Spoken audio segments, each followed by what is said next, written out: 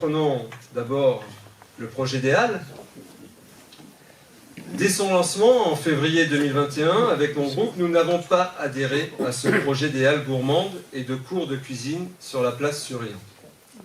Pour une raison très simple, selon nous, ce projet, consistant à rajouter 3 ou 4 commerces dans ce bâtiment, alors que tant d'autres ferment dans la rue du Marché, ne répondait pas à la problématique initiale de redonner de l'attractivité à notre cité historique. Et d'ailleurs, ce n'était pas seulement notre avis, mais c'était aussi et surtout celui des commerçants eux-mêmes, avec qui nous avons longuement discuté à maintes reprises. Et pour être plus précis sur notre position, nous avons été favorables au rachat du bâtiment de l'ancien hôtel de ville, qui était laissé à l'abandon et qu'il fallait rénover. Mais nous n'avons jamais été convaincus par son usage ultérieur entre mini-halles et mini-cours de cuisine.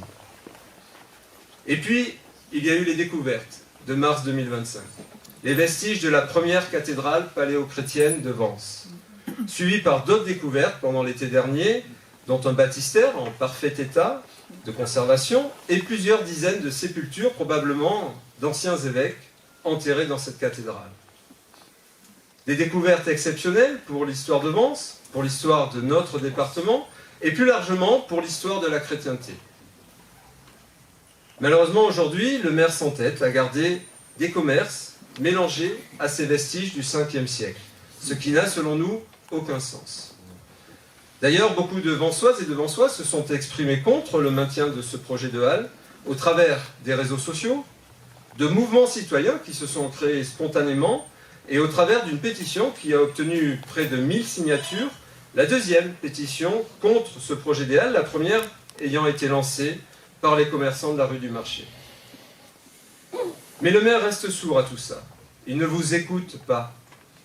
Et il n'écoute pas non plus les commerçants des anciennes halles, aujourd'hui sur la place du Grand Jardin, qui ne veulent plus bouger.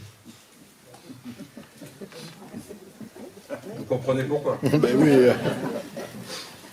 Du côté de mon groupe Objectif Vence, nous avons pris position dès le mois d'avril, juste après les premières découvertes archéologiques.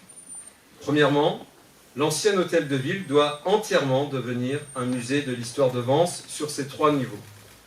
Partant au rez-de-chaussée de ces découvertes très anciennes et allant vers l'histoire plus contemporaine de Vence au fur et à mesure que l'on monte dans les étages. Un musée utilisant les dernières technologies via des reconstitutions en réalité virtuelle, vous savez, avec les masques, des reconstitutions de l'évolution de Vence au fil des siècles, ce qui offrira notamment aux visiteurs et aux scolaires, à nos enfants, une immersion interactive dans le passé et l'évolution urbaine de la ville. Et deuxièmement, en lien avec ce nouveau musée, la partie qui était précédemment les halles municipales, à l'angle des places Surillon et Clémenceau, doit accueillir notre office du tourisme.